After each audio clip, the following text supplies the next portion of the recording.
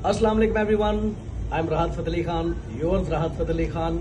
मैं यहाँ पे दुबई में अपने गाने रिकॉर्ड करने के लिए आया हुआ हूँ और बहुत अच्छे हमारे गाने यहाँ पे हो रहे हैं और एवरीथिंग इज़ फाइन।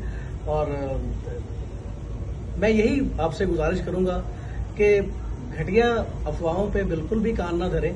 ऐसा कुछ नहीं है जैसा दुश्मन जो है वो सोच रहे हैं, ऐसा कुछ नहीं है।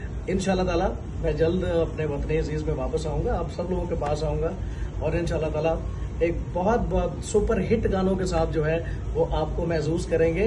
और इंशाल्लाह ताला मैं ऑल ओवर द वर्ल्ड के जितने भी मेरे फैन हैं उनसे मैं ये गुजारिश करता हूं कि घटिया खबरों पे, घटिया अफवाहों पे बिल्कुल कान न धरें, अपना भी वक्त जाया ना करें और अपने आर्टिस्ट को भी जो है वो इतना जो है वो आप उठा के रखिए।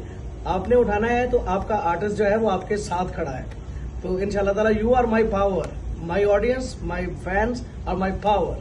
और अल्लाह ताला के बाद मेरे फैंस हैं जो मेरे पावर है और मैं उनसे लव करता हूँ। Thank you very much. Allah Hafiz.